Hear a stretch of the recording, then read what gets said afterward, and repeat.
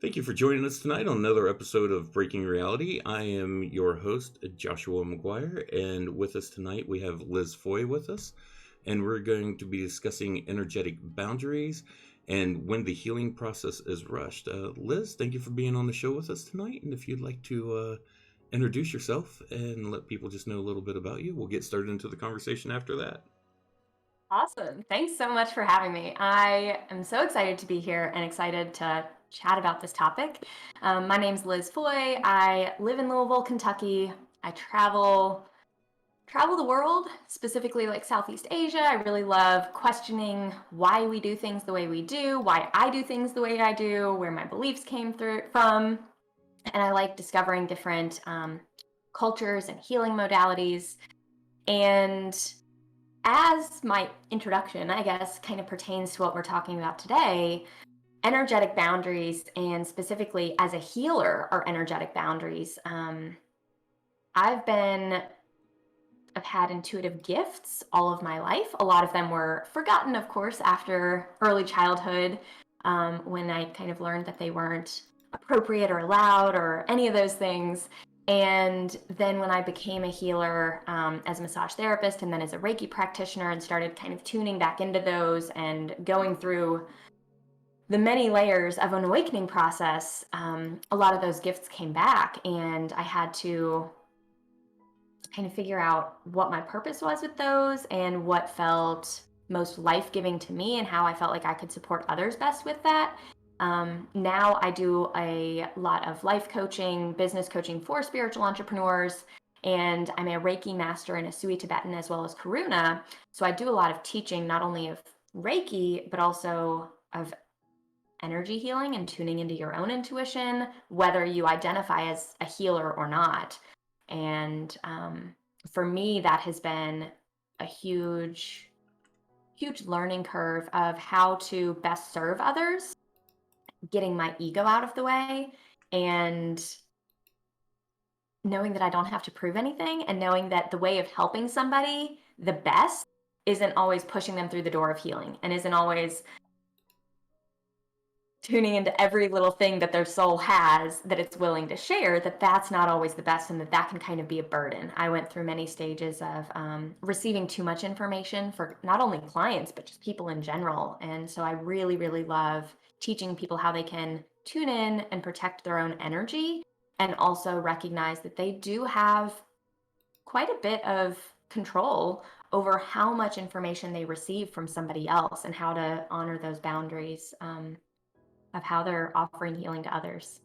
So Excellent. yeah, Nice. So we can go ahead and get started into tonight's conversation. I think you kind of yeah, started in onto it there just a little bit already, so we can get things going and yeah, we can get into this conversation. I'm looking forward to tonight. yeah. Me too. It's funny because when I was thinking about the chat tonight, and I'm like, oh, introduction. I'm going to introduce myself. And we all have so many facets of ourselves. I'm like, oh gosh, how do I give some sort of an introduction? And so that was kind of neat how my introduction just did go into the introduction of how I'm showing up here today. Not just because introduction can be so many things. So yeah, I'm excited to chat about all of this. Absolutely. One of the hardest things for me is whenever someone asks me to write a bio about myself, I'm just like, "Oh, please, give me like a 27-page essay on anything else but writing a bio on myself." Yeah, bios, and that's one of the things too, it with like, what do you do for work, for helping others? What do you do as a healer? When I'm asked those kind of questions too, it's different for everybody that I talk to. And so Mhm. it's always interesting when those things come out of my mouth and I'm like, oh, wow. So that's the kind of healing that you need. If it's on a one-on-one conversation or something and there's a specific thing that comes out and I'm like, wow, that's not what I told somebody yesterday. So that's interesting. Why is that coming out with you? Right. Yeah. So, where do you want to start tonight, with energetic boundaries or when the healing process is rushed, or where? Because I mean, they do Mm. go hand in hand, but you know, Yeah, I think it's for me, I think starting at who's in charge of the healing process. absolutely. Is it the client or the practitioner, the facilitator? Because the way that I always teach it is the client's in charge of it. The person that's choosing to enter into that healing is in charge of it, and often Absolutely. they don't know how to express what it is that they want, or how to consent properly for what energetic techniques are going to be used. Um, and that's a really tough lesson for practitioners to hear, Mm-hmm. or to figure out, like, oh, okay, how do I slow down to the client's pace, or how do I meet them where they are? Right. Um, and I'm curious, when we were chatting about what we were going to talk about tonight originally via, Facebook Messenger, I think.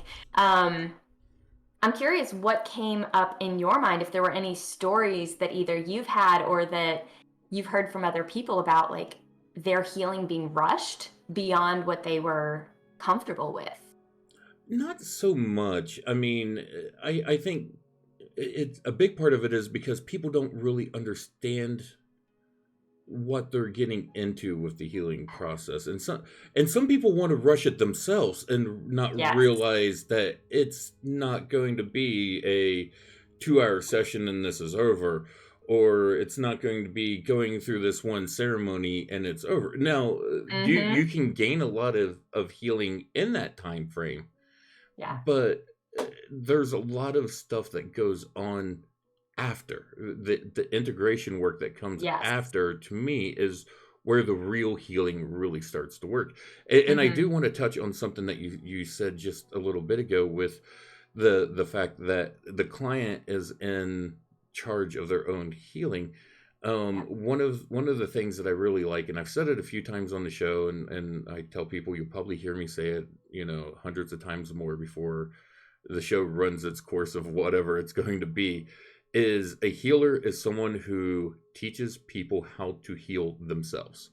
The Mm-hmm. healer is not, when you say, hey, I'm going to a Reiki healer or an energy Mm-hmm. healer, all that person is doing is helping you learn how to heal yourself, teaching you tools, modalities, and techniques in order to help you facilitate the healing process within yourself. Mm-hmm. Yeah. Yeah. And every client, every person always has a different experience with that when they realize that, like, oh, this all has to do with me. I'm not going to have the same healing experience going to this practitioner or this ceremony or whatever Hmm. the thing or person is. I'm not going to have the same experience because I'm different from that other person. And Exactly. every time that they do that healing, it's going to be a different experience. And so, being able to have a goal in mind for, what it is that you want to receive when you're doing healing work for yourself, but also having, like, a level of detachment. And that's where it's really interesting having conversations with, um, clients, not just clients that I work with, but just people that are in the role of receiving healing, um, with how that shifts. And sometimes they'll say that they want one thing, or they'll say that, this is the outcome that they want, or this is what they want the experience to feel like. And they're saying one thing, but their energy feels a little bit different. Right. And it's always interesting to then bring that awareness to them.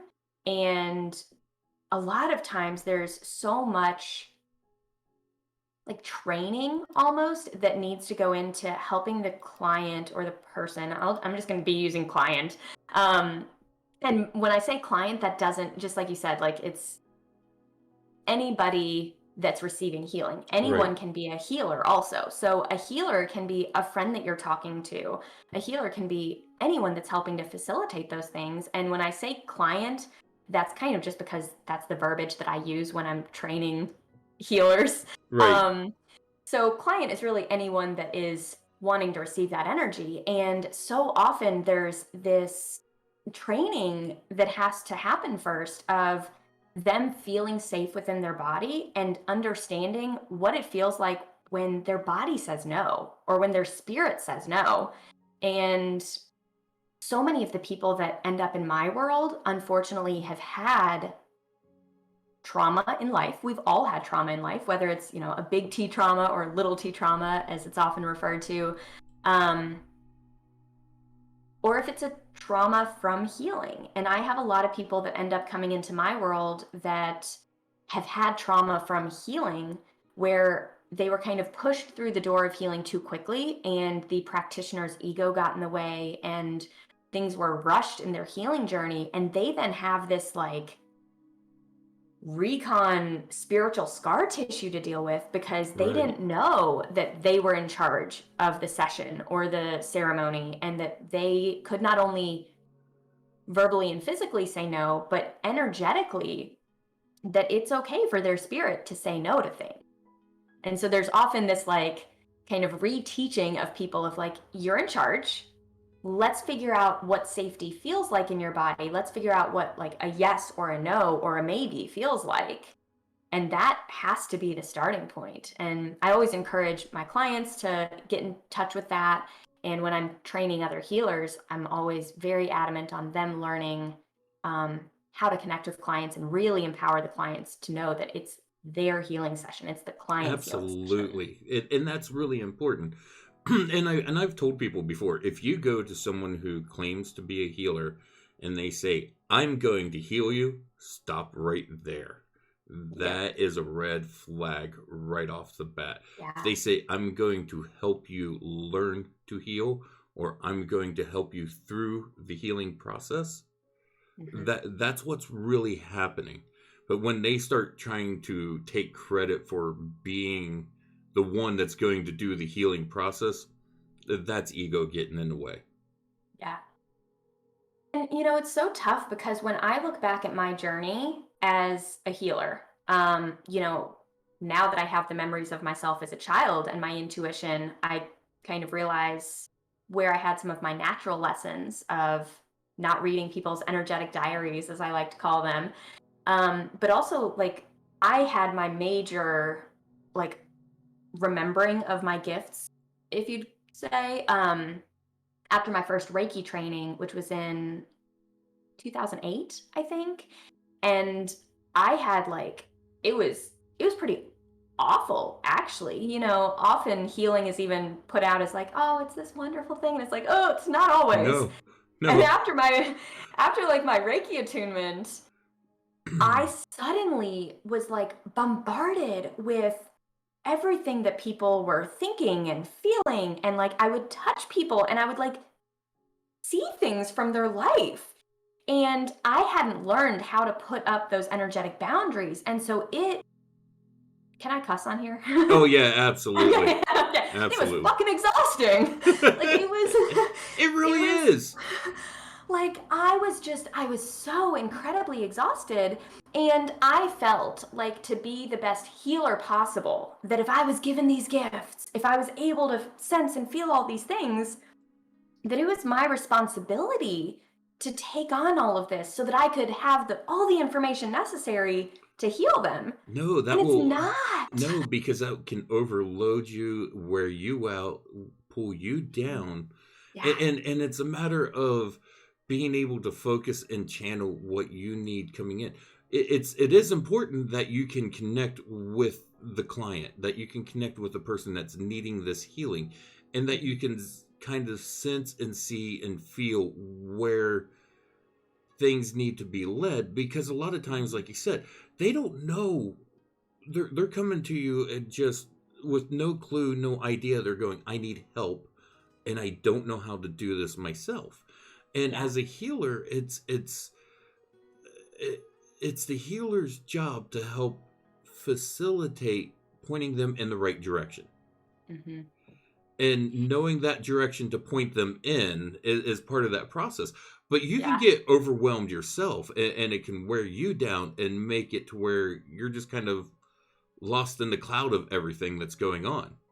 Yeah, and if you allow your vision of what's going on potentially on the current path that they're on, because obviously that path is always going to be changing for them, but if you allow your vision to go really far into potential outcomes, but they're only ready for one or two steps, sometimes you're not able to support them in those 1 or 2 steps, if you have allowed your vision to show you so much further down the road. Right. And You're already, 100 miles down the road, and they're just mhm, putting their shoes on, getting ready to step out the door. yeah. And it's so interesting that so many people come into my world when they've had experiences being trained as a Reiki practitioner is a really common one that I see. And I think that it's because that's a reflection of kind of what happened in my life of like, bam, remember all these things. And so I see so many people that that's happened. And when I then talk to them and they're like, oh yeah, life was hell for 2 years afterwards. And I almost couldn't leave my house. Like, and they're overwhelmed with all of these things because they weren't taught how to protect themselves and how to Right. protect their energy, especially when like there's so much flowing through them. If they're not cleansing their energy and disconnecting the cords and really paying attention to what their energy feels like and what other energies feel like, they can just get so lost in it. And then it's so sad to see that they get overwhelmed. They aren't able to, not only are they not able to help healing others, but they're not able to even tend to themselves because they're Right. so overwhelmed with all of this external stimuli from other people coming in.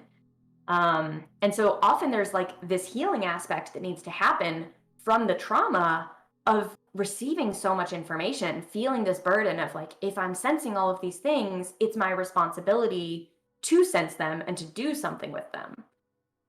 And it can be, it's exhausting. It's Oh yeah. exhausting for I them. I mean, as far as that example, I had a friend not too long ago who she's a really strong empath, and she was dating this gentleman, and Mm. she called me one night, just he spent the evening with her and he had left, and she called me just like probably 20 or 30 minutes after he left, and she was just in turmoil. And what had happened was she had been talking with him, and he opened up a lot of his emotions and let down some of those barriers he had up around her, and she took all this in and absorbed it, and she didn't know how to handle it. She hadn't had anything like that happen around her yet. She Wow. hadn't really had that kind of experience, and she was just overwhelmed with, you know she was feeling all of his emotions and his sadness and his turmoil and his trauma, and she couldn't separate that from herself, and she was having so many issues with it. And I ended up having to spend the evening, I mean, we was on the phone for hours and hours of me trying to work with her, to talk her through it, to walk her through letting this go and how to ground this out and how to cleanse this out, because she was just in such a state of raw emotion because she had absorbed all that in, Hmm. and it blindsided her. She was in no way, shape, or form prepared for that. Yeah. And so that's been something that, since then she's worked on learning how to protect and guard herself with that. Was she able to, after you kind of helped her through that, when she saw him next, was she able to continue to stay grounded, or did that end up being something that was really tough for her to separate the energies of? He kind of pulled away from her after that night, so she Okay. really didn't get an opportunity. Yeah. I think it was one of those things, he opened up and then he felt too vulnerable around her, Yeah. so he called things off and hasn't really been around her since. Hmm. Yeah. Man, that's so tough. And it's interesting, when we talk about energetic boundaries, that has to do with absolutely everybody, not just, Oh yes. in the role of healer and client, but boundaries in general are becoming something that's discussed so much more of like self-care and self to have boundaries and to take care of yourself. And I love that those things are seeming to come into conversation so much more Mm-hmm. than, 10 years ago. And I'm starting to see a lot more things about energetic boundaries as more and more of us are awakening to more of our gifts and remembering more of our gifts. And we're realizing that, yes, we are all one. Mm-hmm. And even as we're all one, there can still be boundaries, especially when we are interacting as different entities Right. interacting with each other. Right. I And it's mean, interesting. we respect boundaries of, someone that we know. Like, you wouldn't walk up to a total complete stranger and just give them a hug out of the blue. Yeah. I mean, that's just a respectful boundary to have. And Mm-hmm. so, when it comes to working with the energies with someone, you got to have that same kind of respect with those boundaries as well. And I think even more so, because the energies are, even when you're working with energies, it's even more intimate. Yeah. And a lot of times the other person isn't aware of them yet. Right. So a lot of times I'll work with mentoring people that are awakening to their gifts. And they're telling me these different stories of either clients, friends, family members that they're like, wow, like I was sensing this thing and I talked to them about it and they didn't know about it until I mentioned it. And it can be this like really tough way of figuring out how to properly communicate with somebody. But even before getting to the place of like, hey, I'm sensing this thing, can we talk about it? Even before you get to that place, you can learn how to not receive that information so that you don't Mm-hmm. have to have those conversations. Because a lot of times it's things that are like out in the energy field of somebody and it's not fully in their awareness, but someone else that's really in tune with energies can sense those. But if you then are just like, oh, hey, there's this thing, that example of like, you wouldn't just go up to a stranger at the store and like give them a hug. Right. Well, so many people, when they're starting to receive these intuitive downloads about people, they'll just be out at the store and they'll have this like sudden understanding of something going on in the person's life. And it's not appropriate to just go up and be like, oh, hey, did you know such and such? Or I'm Right. sensing this. Do you happen to have blah, blah, blah? That's why your knee hurts. Okay, you don't say that for one. You don't just Right. go up and like do those things. But also, if you're receiving that many messages, there can be ways to shift that so that you're not receiving that. Because otherwise, that can be a burden. Oh If yeah. you're receiving all of these things that you believe can deeply help someone, whether you know them or not, you want to help them. And if all of those ways of like lost opportunities almost of, oh, I haven't been able to help these people, that can become really heavy. Oh, absolutely. I remember. Oh man, I want to say it was maybe around 2010 or 2011. I actually got to go and work with a really, really gifted energy healer out in California. I was living up in the Sonoma Valley at the time, and some guys I knew out there had contact with this really gifted energy healer, and they asked me. He was going to be down in their office that week, and they asked me, and they said, "Hey, can you come down? We want you to work with him." And it's because I deal with a lot of chronic pain issues, and they said, come Mm-hmm. down, let us get you with this guy and see what he can do to try to help you with some of your chronic pain issues. And I got down there, and one of the things he told me, he says, you are an energy battery. He said, you absorb energy from everyone around you constantly, all the time. And he says, you're taking in as much negative as you're taking in good. And he said, you have got to learn how to stop doing that. He said, that's causing you a lot of your problems because you're taking all this in and your body's not learning how to work with it. And Yeah. that's also when I really got into looking into the transmutation of energies as well. Mm.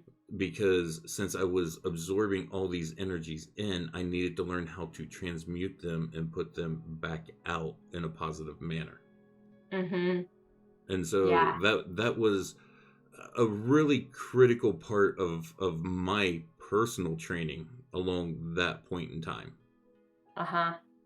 And do you feel like once you learned it, did that just kind of become something that your spirit knew how to do then? Or is it something that you have to consciously work on a regular basis still? Um, there's times where I've got to be careful because I'll get so relaxed, I'll let that guard down.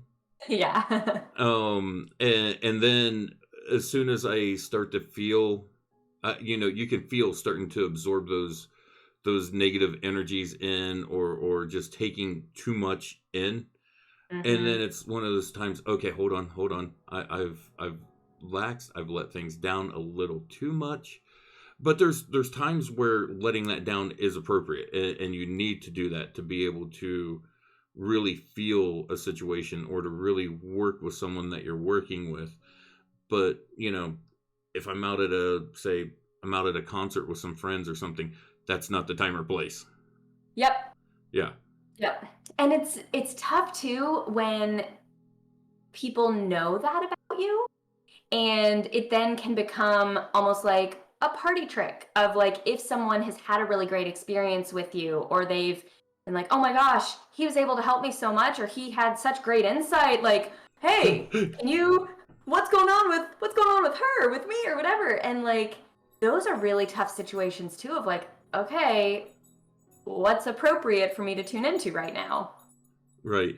Well, I remember in my teens, I trained martial arts for years and years and years, and I was studying one of the internal styles of Kung Fu. I was studying Xing Chen Kung Fu, which really works with Qi, works with energy manipulation and stuff quite a bit. So, we're learning how to work with our own energetic fields and everything, and then also use that to work with the energetic field of our opponent when we're doing different, you know, basically when we're in combat. Mm-hmm. And so when we would train, we would work with our class brothers and sisters. We would learn on working with each other's energy fields. And so it would Mm-hmm. get to be games with us doing that. And it became things that we'd be at a party, and there'd be two or three of us there, and we would start playing around with it because we were comfortable enough, but we'd only do it with each other. We wouldn't do it with Uh-huh. others. We would do it with each other because we were comfortable enough with each other, because we had had this training together.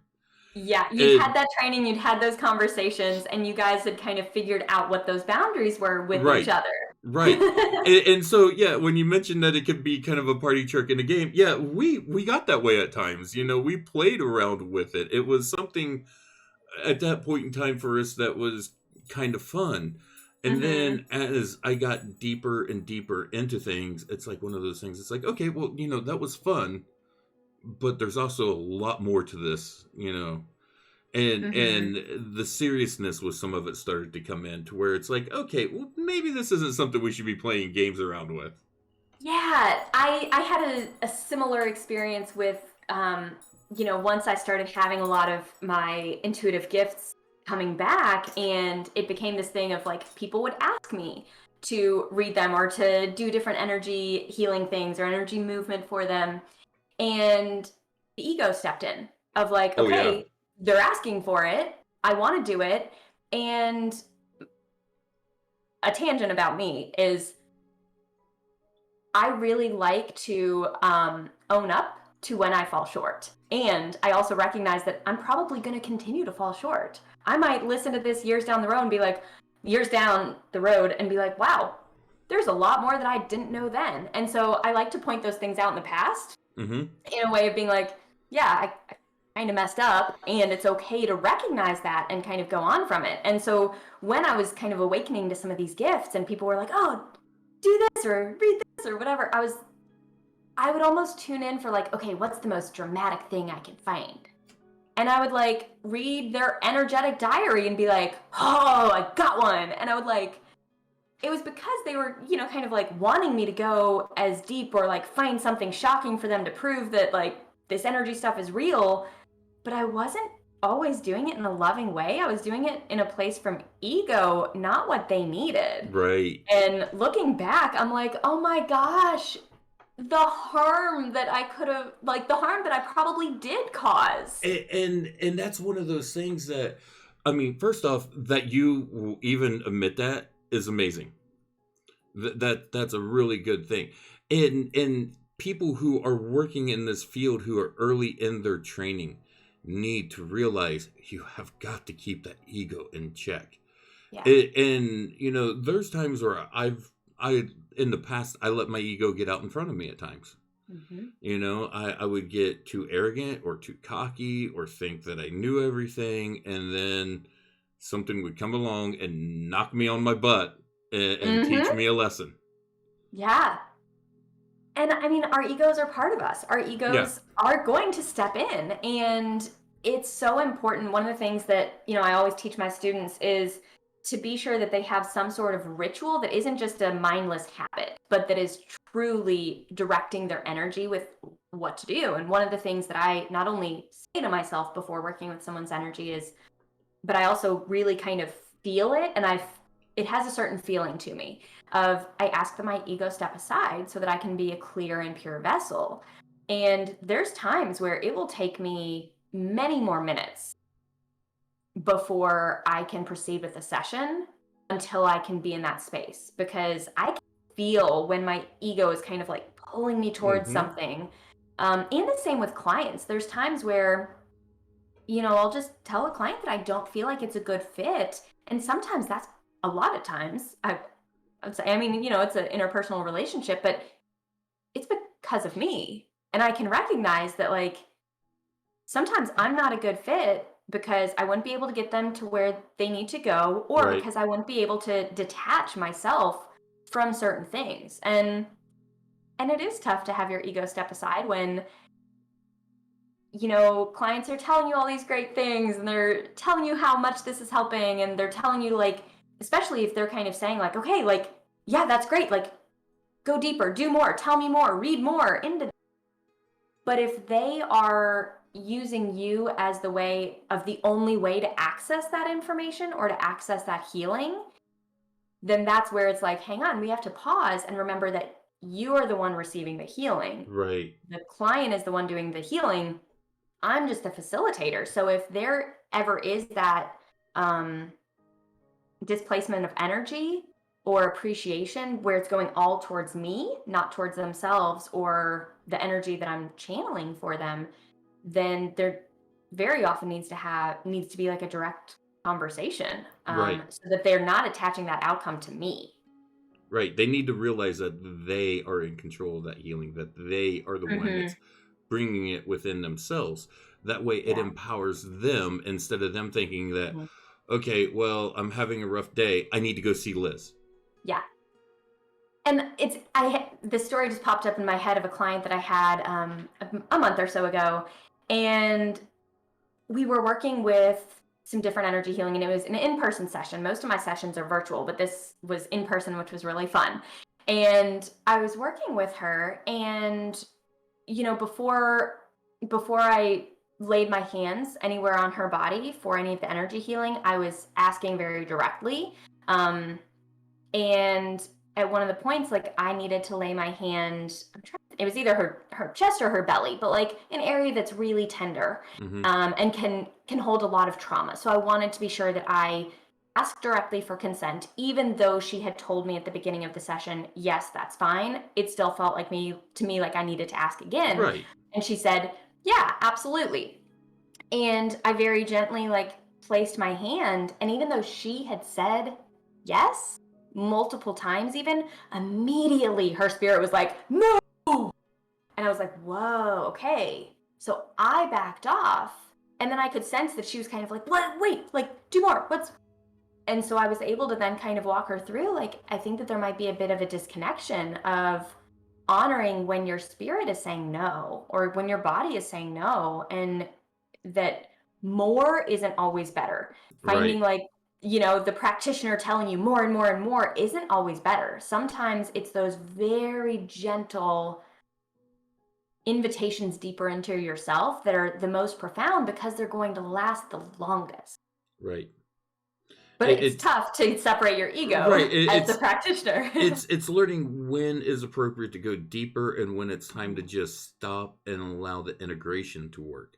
Because Mhm. sometimes going deeper before the person has the time to integrate what they've already received isn't going to do any benefit, and it may even get Yeah. them lost in the fact that they haven't integrated that initial stage that they need to take in. Mhm. I mean, I've talked about it on the show quite a bit. I work with plant medicines. Mhm. I work with them as different sacraments. I've worked with ayahuasca quite a bit, and it was one of those things when I first started working with ayahuasca. First off, I was a little shocked at the taste. And it wasn't the first time that I had worked with plant medicines. Uh-huh. I was introduced into working to plant medicines. My first opportunity was when I was 15 years old. I went through an initiation process then. It was something that at that time I had no idea what it was, but looking back, I see what it was now. And I'm blessed and honored for the opportunity that I had then. And then throughout my 20s and 30s, I'm in my early 40s right now. Throughout my 20s and 30s, I had different opportunities to work with other plant medicines and different modalities and stuff. And so when I got my chance to work with ayahuasca in my late 30s for the very first time, it was not something that I was unfamiliar with, but the way that it came in, there was a whole different level of integration needed once I started working Mm-hmm. with ayahuasca versus when I worked with psilocybin or I worked with peyote or I worked with any of the other different plant medicines. It was a Mm-hmm. different level of integration because of the depth of what Mm-hmm. I was working with was different than the other medicines I had worked with. Yeah. Yeah, and as you're saying that, some things are coming to my mind of, the invitation to work with it. Like you have to Hmm. wait for the call. Like for Aya, for any plant medicine, Oh you yeah. have to wait for the call. It can't just be because like, oh, it happens to fall on this weekend that I'm available and I happen to have the money. You have to be called the same way that like when you are going through another initiation process to be a healer or to do anything yourself, like you have to respect that it's only appropriate to do when you're called. And that's going to be different for everybody. Some people are able to, do a ceremony, whether it's plant medicine ceremony, energy healing, whatever, every month, Right. every week. And others, they need a year to integrate. And all of those are okay. Hmm.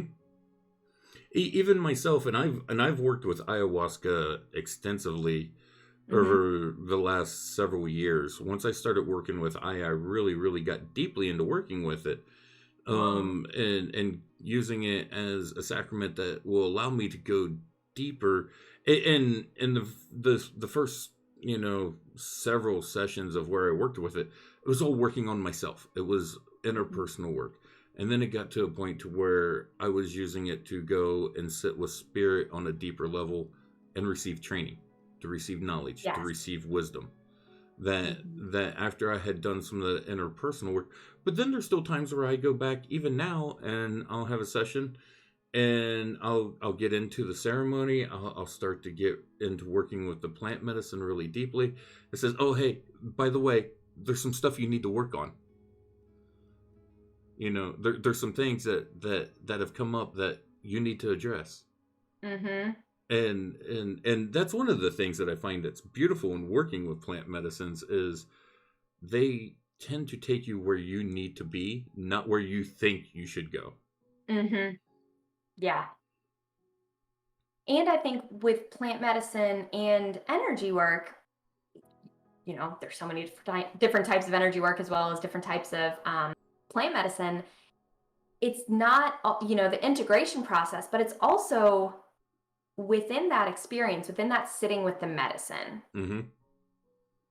Very often you get that introduction to an energy that's going to continue working. So, Right. like, you can work with Aya when you're not consuming the sacrament. And the same with, psilocybin, and the same with Reiki. Even if you're not a formally trained Reiki practitioner, once you connect with that energy, not only is there integration afterwards, but that energy you now have a connection with. And sometimes that work will continue even when you're not sitting in ceremony or in an actual healing session. Right. Right. And to me that's the integration work. That's that Hmm. continuing integration of learning how to work with those energies, how those energies are working with you, Hmm. and taking what has been shown to you or given to you and taking that knowledge and that wisdom in and actually putting it into practical use in your day-to-day life.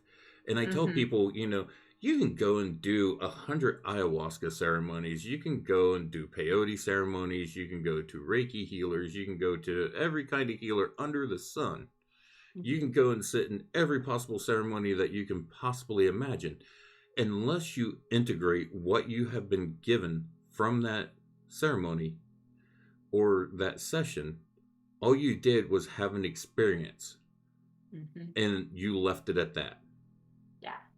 The real work, in my opinion, starts after. Yeah.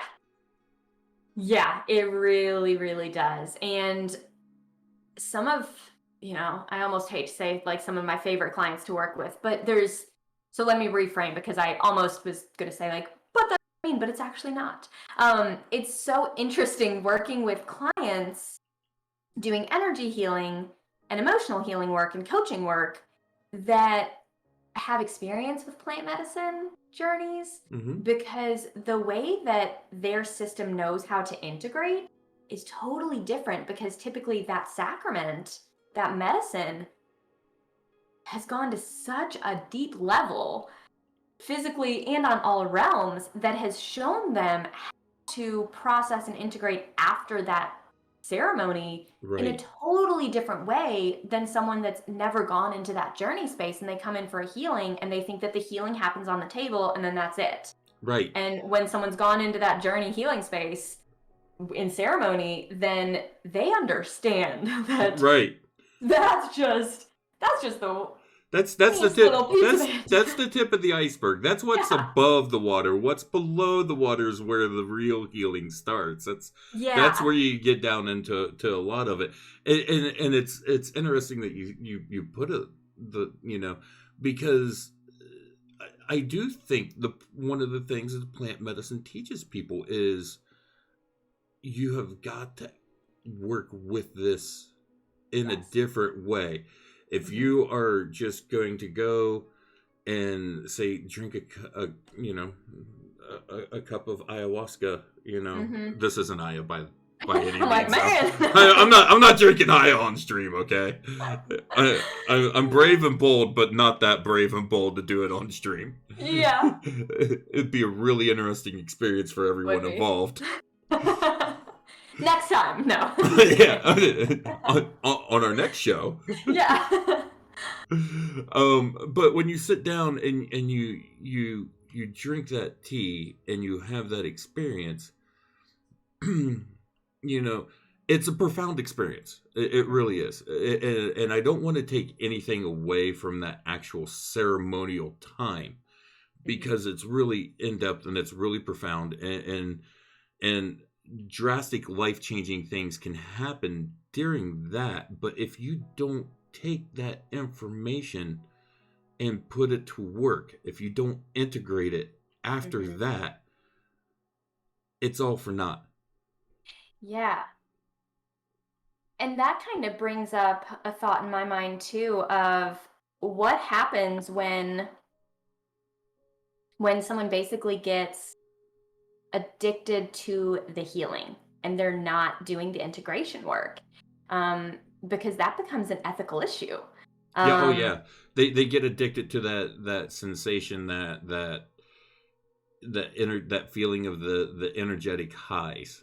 yeah, and sometimes it can almost be like the energetic highs and almost like a forced vulnerability. Like if they're not doing that integration work afterwards and they're not allowing themselves to feel vulnerable and feel those shifts and do the tough work, then I've seen it happen, with some of my clients and my students' clients, where they almost want to keep coming in and almost like testing the practitioner and being like, okay, I'm here, like fix everything. And sometimes it needs to be brought into conversation of like, hey, this is kind of crossing a boundary that we've set, because oftentimes there is a boundary set of like the expectations, and it's not action based expectations of like, after this healing you have to do these things, otherwise you can't Right. come back, but it's really like respecting the energy And sometimes it can become almost like a testing the energy of like,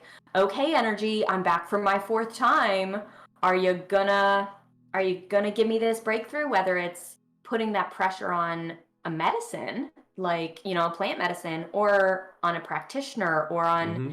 Reiki, or whatever modality, sometimes the client can come in and be like, Well, putting this testing energy on it. right. Well, I mean, it's similar. Like, say, if you have a physical injury, say, like you have a knee injury, and you're going through physical therapy, and you go and you see the Mm-hmm. physical therapist, and they work you through the exercises, and then tell you, okay, between this session and our next session, do these exercises to help strengthen and build up, Mm-hmm.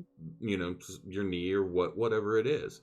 Mm-hmm. And you go home and you do absolutely nothing until the next session, and then Mm-hmm. you expect that next session to just get in there and do everything all over again, and it just gets into I it just gets into that cycle of, okay, well, this feels good during the session, and then Mm-hmm.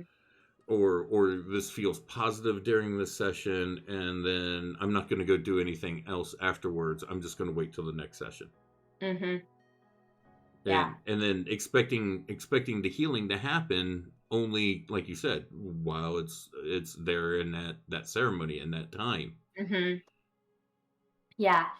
And, on the topic of ceremony too and plant medicine, that's one of the things that being someone that takes in so much from other people, I always have to do so much work beforehand, prepping my energy to not take on what other people are processing, Hmm. especially because there's that aspect of me that's my ego's in the way, and there's codependency there, where if I'm in the client role for myself, I have to really, really be cautious of like, okay, within kind of those group dynamics, like, what role am I playing today? If Right.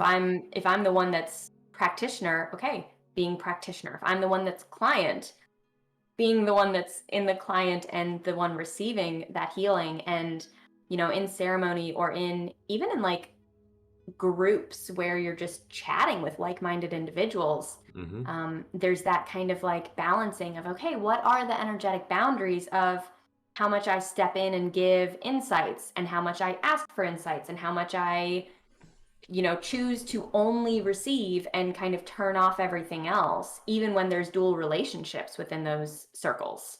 Does that make sense? I feel like I was kind of all over the place with that little thing. I I understand it. I mean, Okay. I got what you're saying, because it's one of those things that when you step in and, like,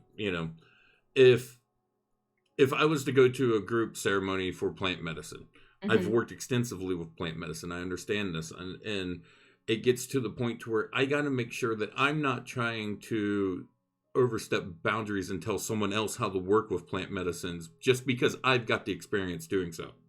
Yeah. Yeah. Yeah. Perfect. Perfect example. Yeah. Um, yeah. Yeah, and then also allowing myself to step back and just take it in, and not try Mhm. to be like, well, I know what I'm doing here. Yeah. And Yeah. I think that's really where the ego's got to get put into check, because there's Hmm. times where it's like, oh, well, I'm going to do this, and this is going to happen, and this is going to happen, and this is going to happen. Some things I know for sure. When I take a cup of ayahuasca and I drink it, I know when I go into that ceremony, when I take that plant medicine, I know that there's going to be a purge phase. What Hmm. that purge phase is going to be, not 100% sure. It Hmm. varies differently from time to time. It's not always the same in my experience, in my personal experiences. And I'm Uh, talking at this point in time when I'm talking about this. This is purely from my personal experiences. yeah.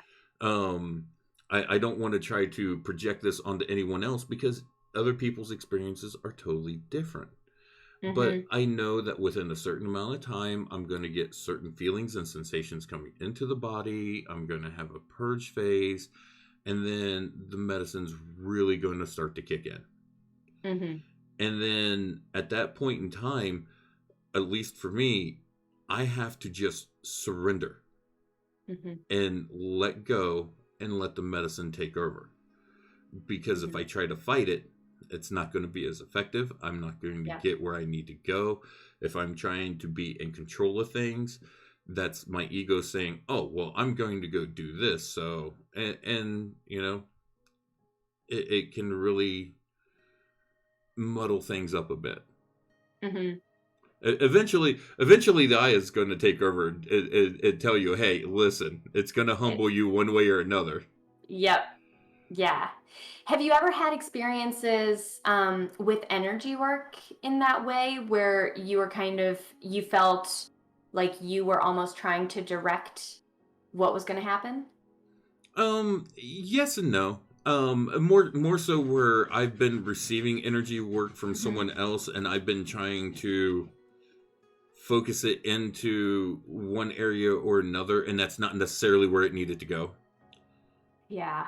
And really realizing that, okay, I there is a point in that healing process when working with an energy healer that even as the client you have to say, all right, you know I'm really wanting to focus on the healing in one certain aspect of my body. I've Hmm. worked with energy healers and massage therapists with dealing with some of my chronic pain issues, Hmm. and been, okay, well, I want to focus on something healing in this area, and they're trying to work on a different area because they know the way that everything will line up, it will end up Hmm. taking care of the other issue as well.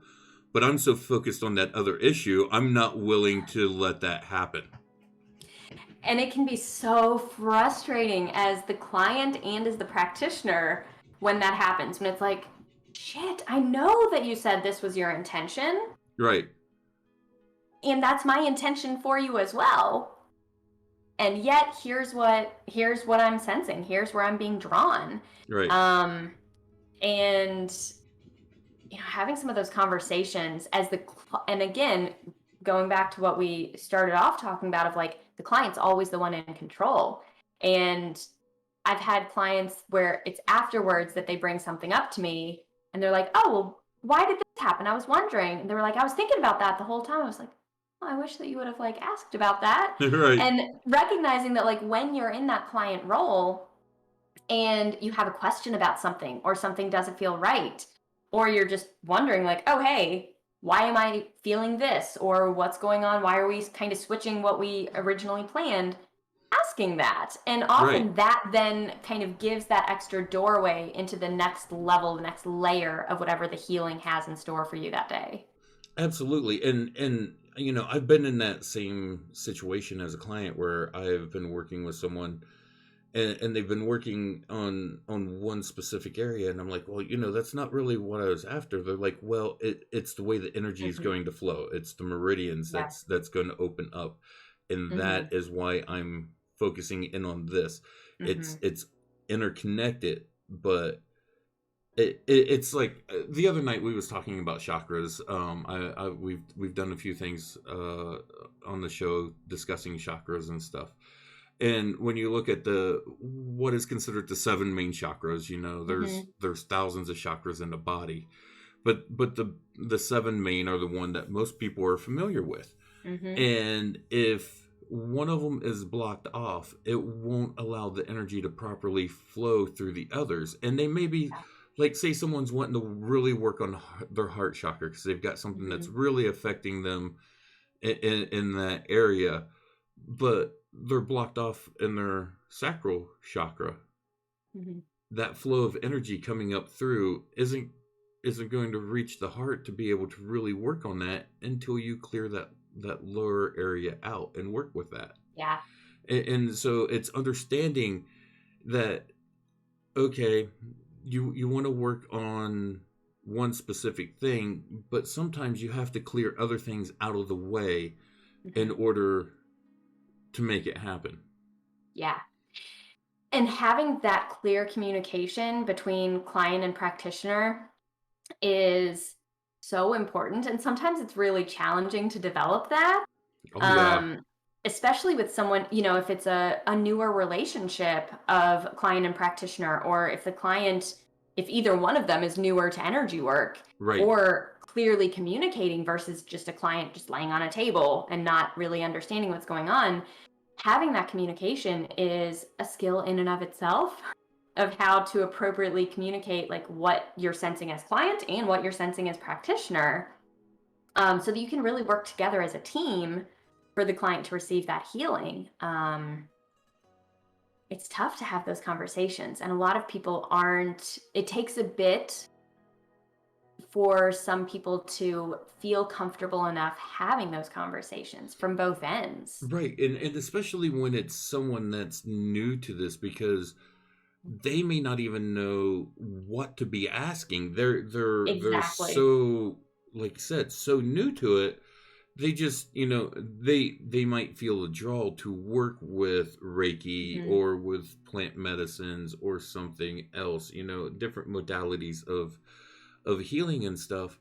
But if they don't even understand what questions to ask, Yeah. that's where some of those communication barriers come in. And Hmm. I think that's part of that is where the skill of a really skilled practitioner that's working with them can help guide them by asking them, all right, how are you feeling right now? What, you know can you explain this to me? Can you explain that to me?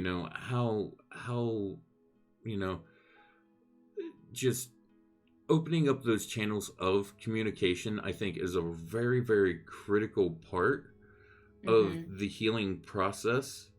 And Hmm. like we said, if it is a very, very new person that's new to working with this, they need a little bit of coaching along the ways to let them know, first off, hey, it's okay to say things. Yeah. Yeah. If you're unsure, ask. If Uh-huh. you're not sure what to ask, just say, hey, I'm a little confused here. I don't know what's going on. Can we get an explanation? Or Hmm. and just opening up those doorways.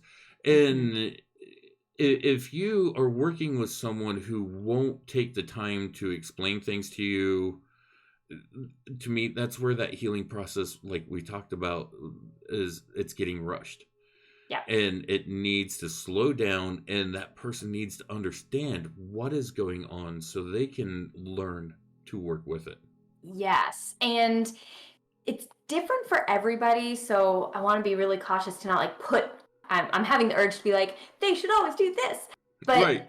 it's, there's, there's also that energetic boundary of when a practitioner is trying to help the client identify what they're feeling. Because if they're newer to it and they're like, I don't know what I'm feeling, I don't know what I'm supposed to be asking or how I'm supposed to describe something to you, or I think I'm supposed to say yes, so I'm going to say yes.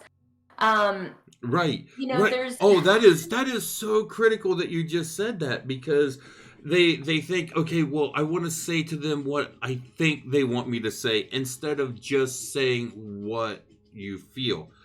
yeah. You And know. there's such a piece with that too of, learning those skills as the practitioner of how to be the space holder for the client to identify those things themselves. And one of the tools that I like teaching is guiding the client to identify it themselves. And by asking some different questions or giving options and helping to guide them in how they receive information as the Mm-hmm. client who's receiving and feeling these things, um, and continually asking questions of like, is it okay if I share what I'm sensing? Or is it okay if I tune in a little bit deeper to help you understand what your body might be trying to tell you? Right. And asking kind of questions like that. And very often, that is then going to create the space for the client to get curious and be like, I really love when clients are like, okay, this is going to sound really weird. And I'm like, great, that's what we're looking for. Bring it on. What is it that you're sensing? And they're like, I'm feeling this weird thing, or I had this weird memory. And I'm like, awesome. So your brain's opening up a file that has to do with this thing that you didn't realize that dusty old file was back there in your brain filing system. Um, or, oh, you're feeling this sensation or having this visual. And also having those energetic boundaries also of like not receiving that information. So like if the practitioner is guiding the client, identifying how they're feeling or what they're sensing themselves so that they can integrate it and feel more ownership of that and Mm-hmm. feel more connection with it. not receiving that information as the practitioner until the client's ready to receive it. Because it's that kind of like, are you going to see 10 steps ahead, or are Right. you only going to allow yourself to see the next 3 steps so that you can teach the client how to see those steps instead of like quantum leaping forward to where you know where the client's going, but you don't know how to help them get there. Right. And I think another part of it is the communication with the client, where even as a practitioner, you're saying, okay, are you feeling this? And making sure the client is comfortable enough to say, no, I'm not. I'm Yes. really not getting that. Yep. You know, that way you know where they are at and what they are receiving and what they aren't receiving. Yep. You know, it's like, you know, when, you know, I keep going back to plant medicine just because it's an easy example for me to use. Yeah. So when you take your plant medicines, when it starts to kick in, you know, are you starting to get visuals? Are you starting to feel any kind of sensations within your body? Are you starting to feel any kind of the like tinglingness or vibrations and stuff coming up through your body and stuff? You know, those signs that it's starting to kick in, that it's starting to work within your system. And if they're not getting that, then there might be something blocking that. Or maybe they didn't have a strong enough dose of what the medicines were, or, you know, whatever it is, just so they know what's coming in and being able to communicate with it. And some of the things, you know, especially in working with some of these things for the first time, like if you was to take someone who has never worked with plant medicines before and given them a cup of ayahuasca with no explanation, you're going to freak that person out. Yep. First off, when they take the first sip of it, they're probably going to spit it back in your face. Yeah, probably. But, you know, if they do drink it down and they start to have the experience, if you haven't told them, okay, this is a powerful psychedelic shamanic brew that you're going to receive visuals from, you're going to receive different feelings from, you're going to have a purge process, so don't freak out if all of a sudden you feel like you have to run to the bathroom really quick. Run to the bathroom really quick. Yeah, run to the bathroom really quick. Trust that. Yes, trust that feeling. Do not deny that at all. Yeah. You know, so when, you know, and it's the same thing, because even when you're working with energy, there can be a purge with people working with energy healing. And so if they're starting to feel the need to purge, whether it's crying, whether it's laughing, whether it's, you know, whatever it is, they need to know that that's a natural part of it, that they can let that out and not hold that in. Yeah.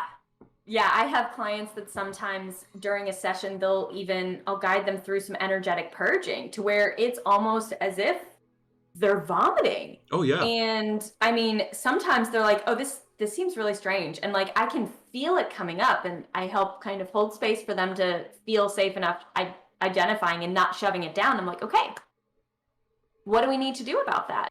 Right. I'm going to have the basket here in case you do happen to purge physically. And they may have that sensation like they're going to vomit and may try to hold that back because they don't, you know, they don't have a bucket there next to them. And so they're like, no, I can't do this. I'm going to make a mess. Well, no, here, even if you know they're not going to physically vomit, here, take this. It's here for you. Yep. And that's part of being supportive and putting that support process in place for them, you know, and stuff. I had a question come in through chat. It says, so overall in the healing process, if someone is feeling weird or odd, it means it's working or it's opening up so they can heal? Times. My view on that is it depends on what that was. The wording weird. Yeah, I think they're just trying to use the terminology like it feels different than normal. It feels different. Sometimes that means that it's working, that it's the path they're supposed to be on. But it all goes back to like trusting your intuition and communication. So communicating with the practitioner about what that weird feels like. Because sometimes that weird is going to feel like too much. And sometimes I've had so many different varieties. I've had clients where sometimes they're like, oh, this is feeling really weird. And they're like, You'll make clenching them lock down down. and Yeah. they're like, this feels weird, but sometimes they still want to keep going because they're like, oh, this feels weird, it must be working, okay, keep going. Oh. And it's like, okay, let's tune into if your body and your spirit feel safe right now for us to continue. So there's so many different Right. types of like discomfort or weird. Like when I'll use myself as some examples. Some of my first times that I got Reiki, I thought that it was a load of shit. Like I did not believe in any of it. I went through massage school. I didn't believe in any of it. And then I got paired up with a Reiki practitioner who is the right one for me, because so much of it has to do with like if the timing's right, if the practitioner's right, all of that stuff. Right. And I finally got connected with this practitioner who was the right one for me. I had always been told that Reiki was just this relaxing energy healing. I didn't realize that it could also be really hard and feel really weird. And it felt like she was dabbing my abdomen with flaming knives. I mean, it was excruciating pain. And I had a really deep, embodied, grounded feeling that this is right. But I've also had times where I've had a healing session and there's just like a little physical discomfort. And I'm like, this isn't feeling right. Something's a little off. Like we need to shift a little bit. Mm-hmm. And so trusting what feels safe to you and having that conversation with the practitioner so that they can help you identify whether that feeling is that things are working, however that looks like for you, or whether that feeling is a resistance or some way of yourself saying no or saying Right. this isn't right or we need to switch it around in some way. So having open communication about what you're feeling with the practitioner. Right. And we kind of touched on it at the top of the show. You briefly mentioned that the healing process isn't a pretty process necessarily. It's not, it's not rainbows and unicorns and big fluffy clouds and, skipping through a field of flowers. It's not It always. it well, honestly, rarely is it ever. I don't know. If someone came and told me that was the healing process, I'd look at them and go, okay. I know. And it's so challenging, and it's tough sometimes to be the messenger for people to hear that also. Right. I was working with a coach a while ago on content writing because I really struggle with like getting my message out appropriately because it's different for everyone I talk to. And I used some of that language of like, healing isn't unicorns and rainbows. There's going to be some mucky, really tough stuff, and you Yeah. can't plan for it. You might need your integration after something, whether it's plant medicine, energy healing, or just some sort of awakening in your life, that might totally turn your world upside down for a day, a week, a month, a year. You don't know. And it's not very often it's not unicorns and rainbows. And that's really confusing to people. And it's confusing to people that haven't experienced that also, because sometimes you'll receive pushback of, well, if it's this hard, or if you feel this way and it's a struggle, or you have to integrate this much, are you sure this is a good thing to be doing? And I've been asked that multiple times, and I've had clients that have discussed that with me of like, oh, people have concerns. And then we open up that conversation of, how do you feel? What is that weird feeling? Or, what is that icky, mucky discomfort? And what do we need to do with that? Well, I one of the ways I always explain the healing process to people is think of it as you have an infection in your body. And if you've let it go long enough, it festers. And then you have to go see a doctor and possibly a surgeon, and they have to cut open and clean that infection out. They have to get into that wound and clear it out. And that's a really, really hard process to go through. And then that wound has to heal. And while that wound's healing, you've got to work to keep that infection from coming back in and festering again. Yeah. And that's a way to explain the healing process. The healing the physical, and healing the emotional and the spiritual is very similar in those aspects. That if you're going to really get into it, I tell people, when you're going to get into healing, be prepared for it to be ugly. It's going to be messy. It's going to be, in a terms, it's going to be a bloody battle to get through. Yeah. But when you get through it on the other side, that's where the beauty comes in. Yeah. But in the process of it, it can hurt. It can be painful. There can be a lot of stuff that will come up in that process that you didn't even think about until you get into that work. And once you get into it, you got to stick with it. Yeah. Yeah. And so sometimes you don't you don't realize until you're in it. Just like, Right. Doctors don't realize a lot of times until they're like in a surgery or something. They're like, oh, this is worse than we thought. We got to do more. And very often, once you start going, you got to keep going. Yeah. And you can't just open it up, be like, oh, yep, there's infection in there, and close it back up. Like, you got to take care of it. Right. And I've actually a lot of people have reflected back to me that I scare people away from energy healing a lot. And I don't intend to in a way that deters them from their path, but it's more so in a way that I feel is ethical and truthful with people. Because I had always heard that Reiki and energy healing was just relaxing and you're going to feel like you took a good nap. And yeah, sometimes it feels like that, but a lot of times it doesn't. And so I like people to know what they're getting into potentially. Right.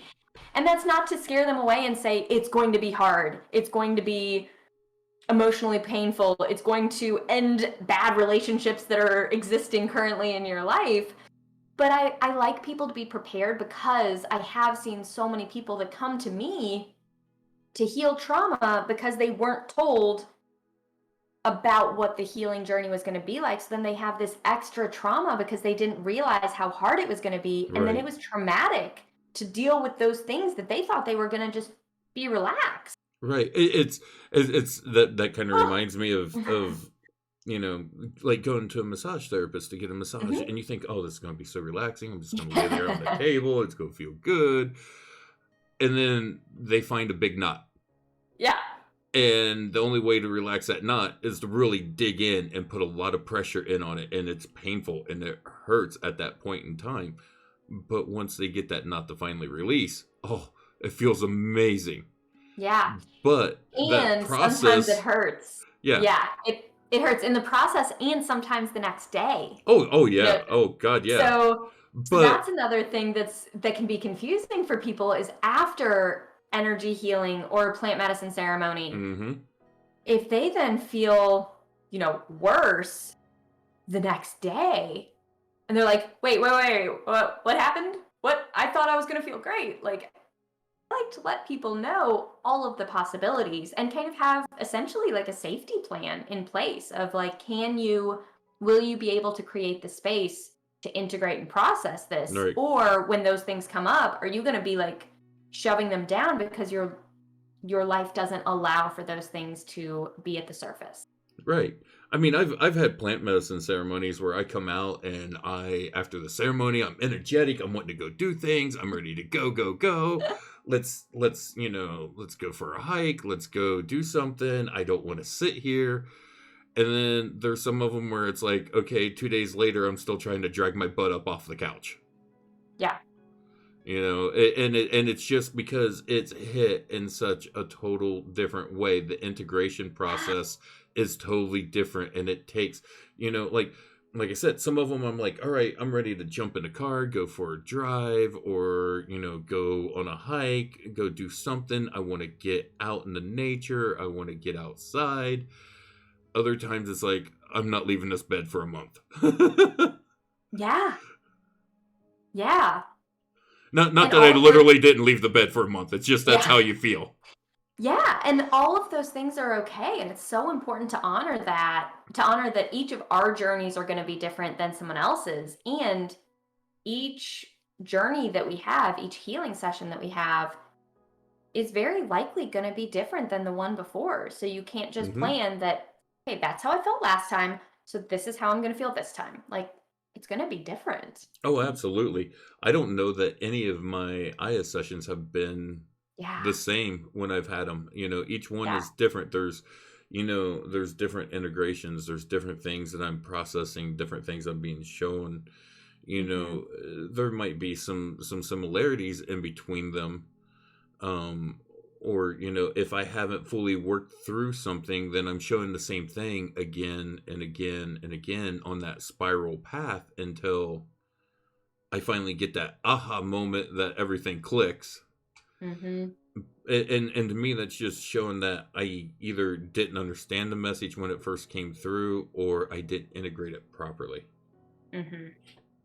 Yeah, and it can be tough, when clients are coming in for energy healing and it's the same thing Right. again and Or again. or sometimes that integration process takes quite a bit of time. And so maybe I just hadn't given it enough time before I went back into ceremony again. Yep. Yep. That's a great point. Yeah, with ceremony, well, actually, with ceremony and healing, I'll kind of give a little of my story and then kind of how it applies to energy work too. With ceremony, I often will want to go back sooner than I need to, Hmm. sooner than is right. And so I know that about myself. And so I have to really check in with like, what part of me is wanting to go back now? And what part still has more work to do? And what part is trying to avoid that work to go back and just like have it done for me, which is so similar to what we talked about earlier too, with like if someone's going continually just for the work to be done for them. And I Right. know for myself that that's a pattern with ceremony. And a similar thing can happen with the healing world of going to practitioner after practitioner and coach after coach and all of these things without having that integration time. I typically will ask someone, what it's been like in the past for them to integrate and what healers they've worked with and what that integration was like and how they know that now's the right time. And if I see someone who hasn't ever had a break and they're like, "Oh, I'm always seeing someone. I do this and I do this." And they're like listing off almost like it's, a competition of a resume of like all of their achievements. I'm like, "When did you stop and just let it process or Right. integrate?" It's And if that hasn't happened, like, it's almost like that's become an addiction to them.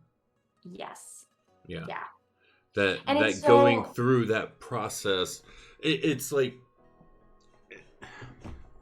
someone who tries to stop smoking, and mhm, so they decide in order to break that habit, and I've seen a lot of people do this. They'll use either like chewing gum or mhm, lollipops, mhm. and the next thing you know, you never see that person without either. Yep. And so they've replaced one thing for another, and they've really why the transition can be somewhat healthier from one to another. Mhm. They really haven't worked on any of the real addiction issues. It's just replacing Yeah. one addiction with another, with Yeah. another, with another, with another. Yeah. And that can get into an ethical issue. I think of energetic boundaries just like, as an aspect of ethics. And that can be an ethical issue as a practitioner when a client's wanting to continue coming and it's like, okay, well, if they want to keep coming, like I want to give the client what they want. But if you know that they haven't integrated, then that conversation needs to happen. And I've actually been tested by universe a few times of letting go of clients when it's not a good fit at that moment. Whether it's because the integration didn't kind of happen or whether I'm just feeling like, you know what, I think there's someone else out there for you that Right. is supposed to help you more. If I can refer out, great, but I can't always. And I've been, oh man, there have been a few times where I've had to let go of clients that are offering me like big contracts of coaching work to like basically have me on retainer. And I'm like, "Oh, no." oh, and then, of course there's a Right. conversation that goes into it, but it's like, it's so hard, especially because ego gets in the way. Not only Right. is there, the financial aspect of like, Right. I mean, at the who's end, going to pay my bills? right. At the end of the day, you're like, I got to pay the bills, and this would really do that. But Yeah. is And this this person is saying they want it. So right? like, but But is it the right thing? Is it yeah, not really helping them? Is it holding you back in mhm, the work that you're meant to be doing because yeah, you're dedicating time to that person where you really need to be working with someone else, hmm, you know? yeah, And so I get that. I do. I see those how that can be a big challenge. hmm, And making that decision shows the ethics as a healer going, okay, you know what? You're throwing money at me, but that money's not what's really important at the end of the day. yeah. Hmm. And money's an energy. And if we don't honor the energy of money, then we're not honoring energy. Right. And then that's an ethical breach. And that's not honoring the energetic boundaries. And yeah, that gets into a whole other slew of things. But Right. Right. it That all it open all goes together. right, and then that can open up, things that cause you blockages if you're looking Hmm. at, the dollar signs at the end of the day instead of, the work that you're really called to be doing and helping people, Yeah. and I've seen that. I've seen that where it's, you know, the money is there and people look at the money and they're like, oh well, I can just do that and I'll get paid at the end of the day. And you Hmm. know this client's really not taking that much out of me because they're really not doing all that much, but they want to keep paying to get what they're getting. So Yeah. let's just keep doing this and keep getting this money. And And there's that issue in like in the ethical world too of if a client is wanting to throw money at a problem. And sometimes that'll happen and that'll be one of those like telltale signs of, not integrating, but also like and this is something because I'm in the coaching world too, I see this a lot. I don't know if people that aren't like inundated with the coaching world online specifically if they see this that much, but there's all of this like shaming manipulative marketing of like invest in yourself and you need to invest in yourself. If you believed in yourself you would do this and you would spend money on this, and that's icky. That's so I icky, and it teaches the client to not trust themselves. right. Well, one of the things that I looked at is I was going to join a men's group not too long ago. That a guy in one of the shamanic groups that I was in on Facebook. It's like, yeah, I've got this men's group. I'm looking for people that are interested in getting in this, doing this work. So I messaged the guy. I'm like, hey, I'm interested in getting into this, getting some fellowship with some people, some like minded people, Hmm. and working together and to build each other up and to work towards a common goal and everything. And then he sends me an email and he's like, all right, well, it's $75 a week to do this and that and this and that. And then if you want to get into this session, it's another $50. And then, and the Hmm. next thing I know, I'm sitting there going, I don't have that kind of money. Hmm. I don't have the kind of money to throw behind that. He's like, well, Hmm. I'm offering all these healing practices. And if you're going to do this and this and this, well, come to find out, this guy was doing groups of like 50 guys, 50 different guys, Yeah. 5 days a week, and he was just kind of milling through for money. Yeah. And it may have been beneficial to the people that was involved. I I Hmm. I I, I don't know because I didn't get involved. I didn't get to talk to Yeah. any of the gentlemen that was involved. But to me, there's also you see so many people that's like, well, I can help you, but I'm going to lock it behind this paywall. Yeah. Yep. And Yeah. I've been there as the one that locks things behind the paywall. I've been there as the practitioner too. Well, Um, at the end of the day, you have to pay your bills. You've got yeah. to be able to survive yourself, and I understand that. Hmm. But Yeah. then, you see some of these people that's like, okay, I've got things taken care of, and this guy you could tell was making thousands of and upon Hmm. thousands a week off of these guys, Hmm. but yet he was trying to get more and more Hmm. and more Hmm. and more and more, Yeah. and he wasn't from what I seen, wasn't going to anyone saying, hey, let me help you if you need it. Yeah. And for anyone listening, I would love to empower everybody that even if the facilitator or practitioner isn't offering it, to trust yourself to ask for it, to say like, I'm feeling called to this, and to check in with, are you still feeling called? Or once that money topic comes in, did that shift the energy to where you're not feeling connected and called to that group opportunity, whatever the case is, anymore? And by all means, I'm not saying, facilitators and healers and stuff shouldn't charge for their services. They should. Mm-hmm. Yes. And if a facilitator offers their services to you with no cost, by all means, do something. I don't care if it's, a thank you card or a testimonial. Yeah, a polite email.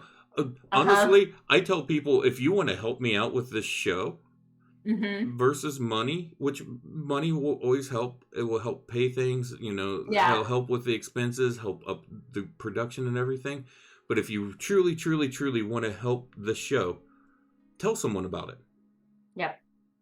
Yeah. So tell someone else, say, hey, I watched this. It was really great. I enjoyed it. Here, check it out for yourself. Yeah. Yeah. And I mean, calling myself out continually, that's something that's like practically becoming a hobby of mine, because I think that it's an aspect of my shadow work that needs to be addressed, and that I really want to model that for others. And money's a really weird thing that I won't go too deeply into, because that could be an entire 2 hours in and of itself. But accessibility is something that I'm looking a lot more into, of the financial privilege that I have, that people within my community typically have. And so I really want to empower people to ask if they are feeling called to something, to ask if there are scholarship opportunities or sliding scale, or if there's another way that they can do it, because I never want somebody to feel like they cannot work with me because of finances. Right. And I've also found myself in the place where I was busier than I could handle, and I didn't have the proper boundaries of saying, hey, this isn't an ideal client. This isn't the best fit. This is the only way that I want to work. So I'm going to just say no. Right. I built up that paywall. I did the whole oh, I can charge this much an hour. People are paying this. Oh, I can charge this much an hour. People are paying this. I'm still busier than I want. Oh, I can charge this much. And it got kind of embarrassingly high, honestly. And that felt great. And I also noticed that people that were paying those high ticket prices, a lot of times they were getting great results.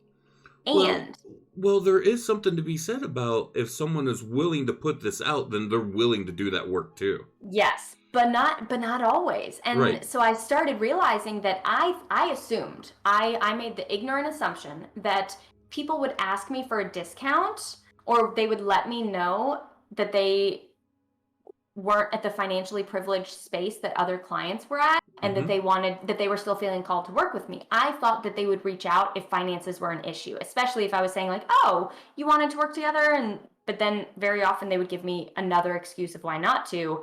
Down the road, sometimes I would find out it was finances. I wish that I would have known that, because if somebody comes to me and they want to work with me, that doesn't mean that everyone that comes to me and says I can give you X amount, or I don't have any financial means to give you, that doesn't mean that I'm necessarily going to work with everybody.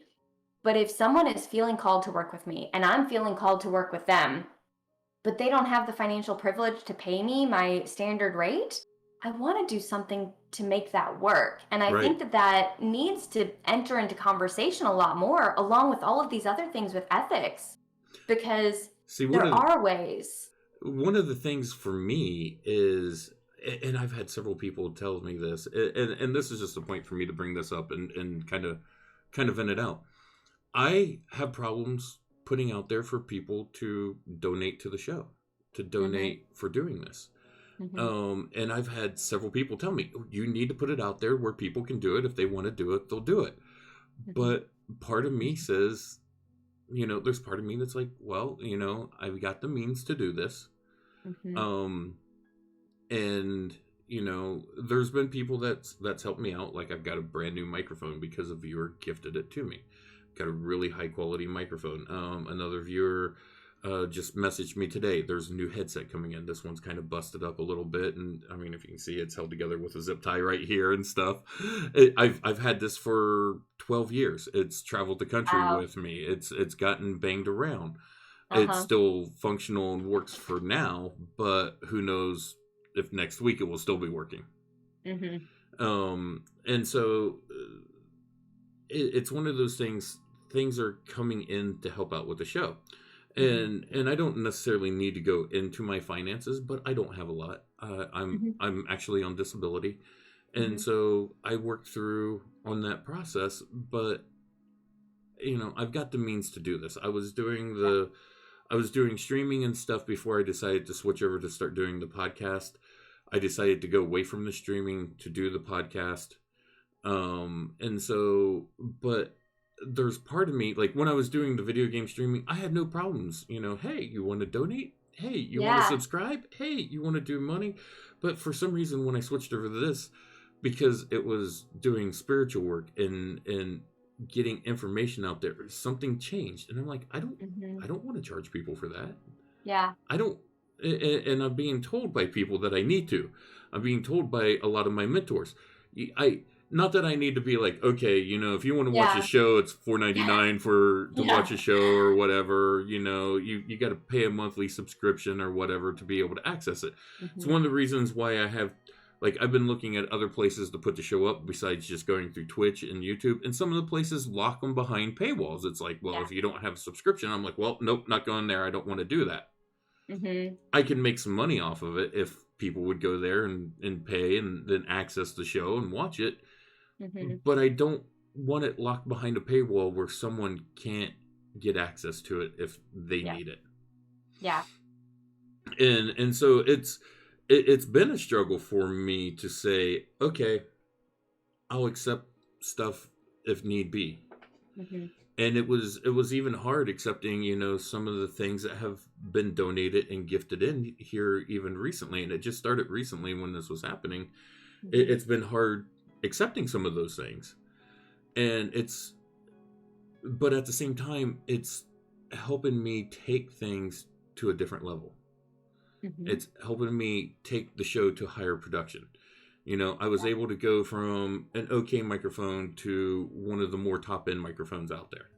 Mhm. I'm going to be going from this 12-year-old headset to a fairly brand new one here as soon as it comes in a week or so. Yeah. And it will be a lot better quality.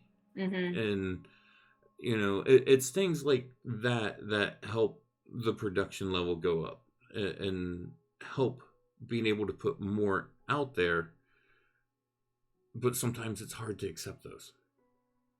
Well, and I think that it also goes back to, so similar to the energy work of trusting yourself, of what feels right for you right now in this situation with this certain thing, and trusting that. Maybe for some people, if the external appearance of all of those same factors were the exact same, it might be a totally different appropriate boundary for them to charge something or for things to be completely different. But everyone is different. And so it goes into trusting yourself and knowing that, like, your path is going to be different than others. For someone else, Right. that might be totally exhausting for them. And that might be an ethical breach almost, because they're not allowing people to give them abundance openly in a financial form or something. But it all goes back to trusting yourself with it. And um I'm often asked about pay structure when I'm training Reiki practitioners or energy healers in any form, and it all has to be a personal decision and what feels right to them. Some people charge $20 an hour. Some people charge $200 an hour. Is one right and one wrong? Who's to say? Right. And that might even shift for that person. Like, my prices shift, and it feels weird. It feels really weird for that to happen. And Mm-hmm. I've started really trusting that the same way that I teach people and myself to trust my intuition, money's an energy. And I have to trust that energy when it's showing me that it's wanting to work in my life in a different way. The same way that Reiki or a plant medicine is showing me and giving me that invitation of working with it in a specific way. That's almost that's very similar to what someone, well, honestly, what the people have been telling me, things Uh huh. on putting it out there, have been Yeah. saying. They said, put the option out there for people. If they Yep. want to take it, they will. If they Yeah. don't feel led to, they won't.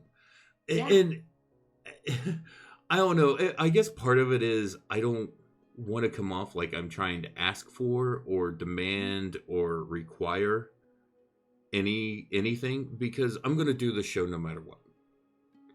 People I'm will feel that energy though. Yeah. And I guess, honestly, we're talking about an energetic boundary right here with this, because it's one that I Mhm. struggle with. Yeah. I've had people tell me for about the last month or so, I need to be putting this out, and I'll be like, okay, all right, I will. And then I don't, Yeah. because there's just part of me that struggles with it. Yeah. But yet people are telling me that I need to open that up because Mhm. I'm blocking certain things off by not doing so. So that is interesting. Something that comes to mind that I'd love to reflect from you saying that is, are those people in your life, and this can be a rhetorical question or you can answer it, and this is also for anyone else in a similar situation that resonates, is, are those people that are trusted individuals that they maybe are seeing a blind spot and they are a messenger for your spirit to hear that? Or is it something that doesn't really apply to you? I honestly think I mean, some of these people are very, very trusted people. They're mentors. They're Mhm. people that I turn to for advice Mhm. on when I need it, and they are telling me, open this up. Mhm.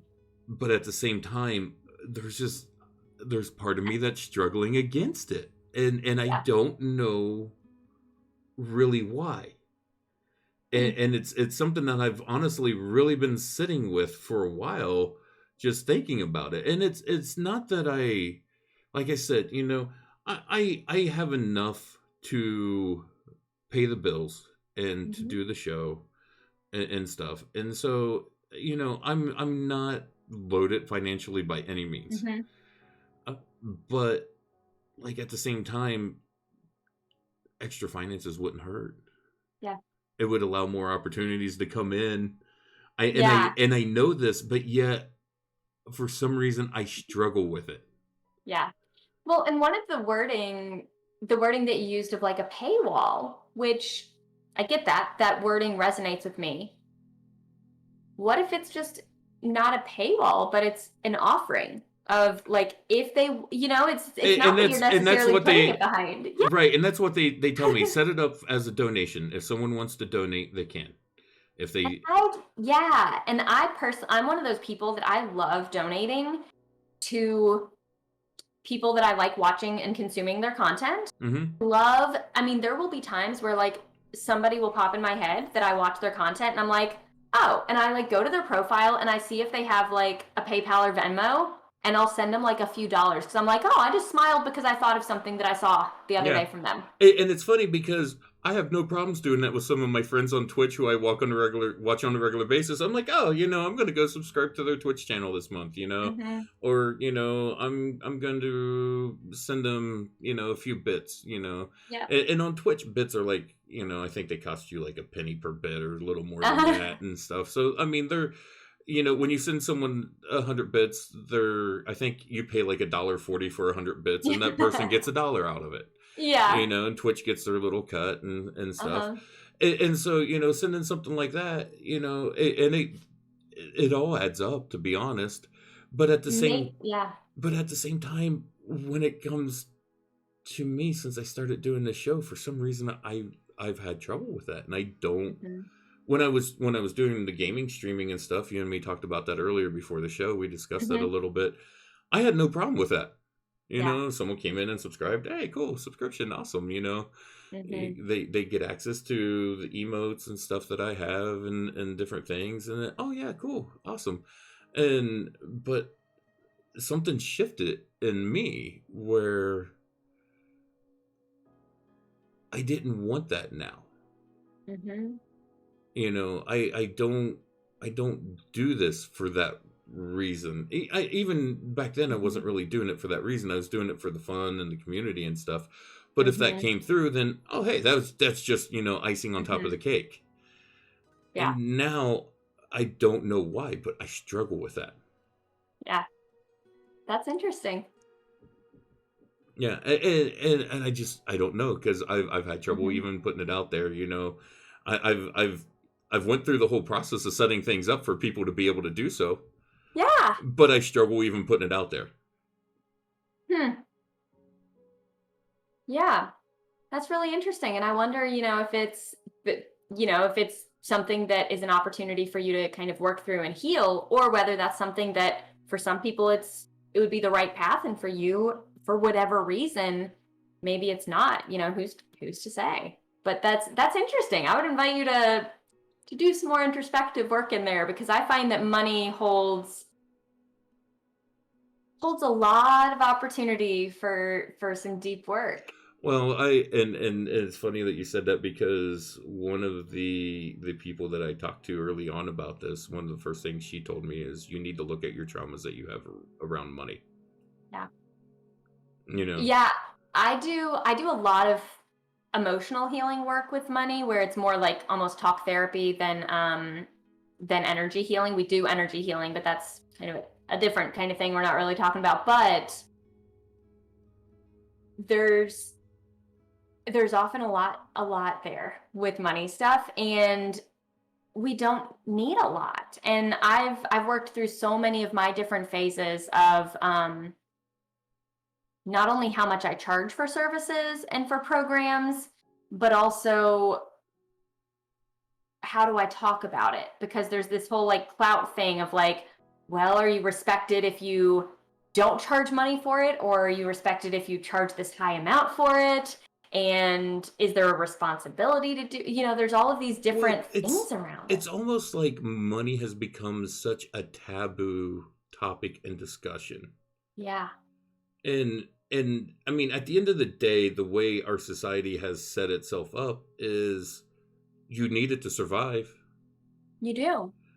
I mean, unfortunately, it is one of those things that you have to Yeah. survive in the way our society has set itself up. Yeah. At one point in time that wasn't true, but now the Hmm. way our society is, if you don't have money, you don't have housing. If you don't have money, you don't have food. If you don't have money, you don't get health care. Yep. And these are things that people need to be able to survive and get through. Hmm.